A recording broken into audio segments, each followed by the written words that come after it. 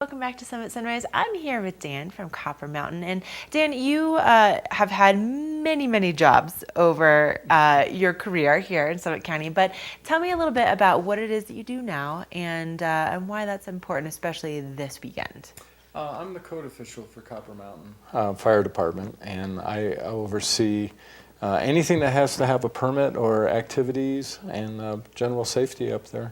Okay, so now that we are celebrating the 4th, there's a lot of things going on this weekend, especially when it comes to fireworks and people out and about and really just enjoying everything that we have here in town. Let's kind of start things off with, the bike paths. Not really something that people would think about as being maybe a safety hazard while they're out there. Well, one of the things with the bike paths are there is a right side and a wrong side to be riding on. And what we see is a lot of tourists, people who are maybe not familiar, stopping in the middle of a bike path on a blind corner. And people might be coming down. We have all kinds of abilities out there, from beginners to expert riders who might be going 40 miles an hour. Right. And also skateboarders are on the bike paths now. So we just want everybody to pay attention. If you're going to stop, signal and go off to the side of the trail. Okay, all right, that easy enough. Good to think about. But that is something that I know. I've definitely encountered some people coming down at much greater speeds than I'm capable of going. So definitely a good idea. And then also, when it comes to driving around the county, what would you recommend? Well, for people who might not live here, there is a right signal and a left signal on your car, and if you hit the right one, turn right, please. Okay. And we're all tourists from time to time, and our population is going to increase over the weekend, dramatically. Right. And just realize that people are looking at our beautiful scenery, and they may not be paying attention. So, give them a little bit more room, and don't use your horn.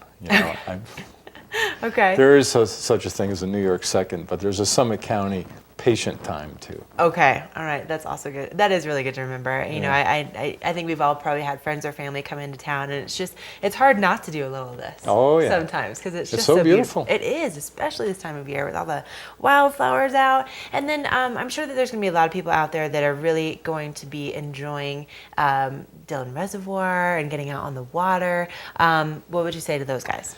Well, with the lake, it's the highest yacht club, whatever, in the United States, North America, what have you. But our weather can change really dramatically over the course of just a few minutes. And the biggest thing is the water temperature is never above about 45 degrees.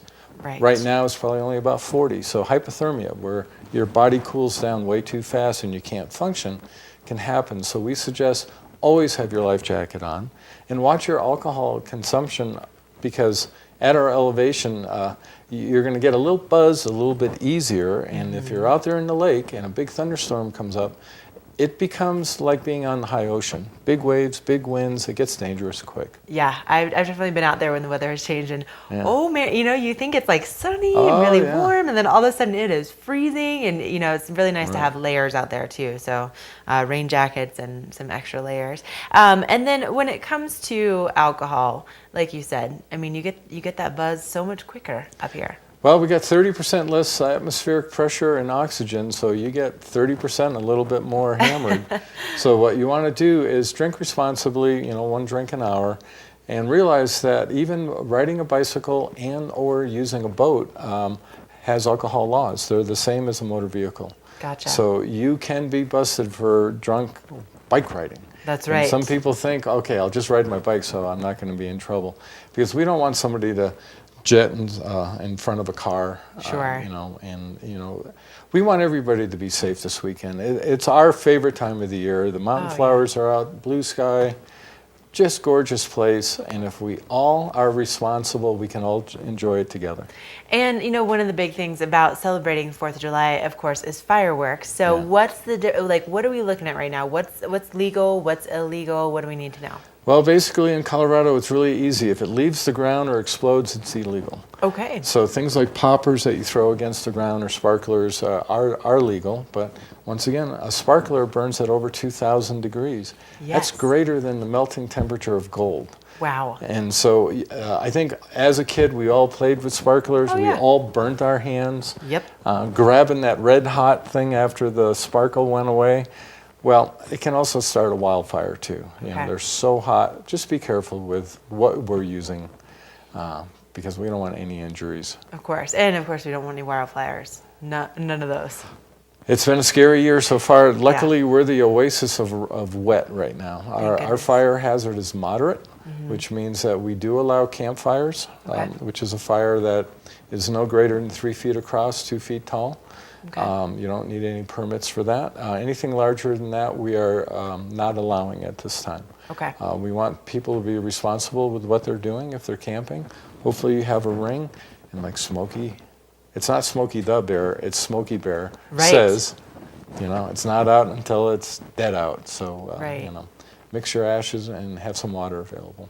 Okay, you guys, some really good ideas as we celebrate the 4th of July here in the mountains. And if people have any more, questions, maybe they, aren't really sure about a few things, they'd like to find out more, how would they get in touch with you? Well, if you want to get in touch with me, easiest way is probably my email, which is dmoroz@cmcmdi.com. That's a mouthful. Yes, it is. It's Copper Mountain Consolidated Metro District. Okay, yep, I like the abbreviation there. Yeah. But again, if you guys have any questions, make sure to send an email. Be careful out there. Thanks so much for coming in this morning and just kind of reminding us of some of these things. And we've got to take a quick break, and we'll be right back with more on this Wednesday edition.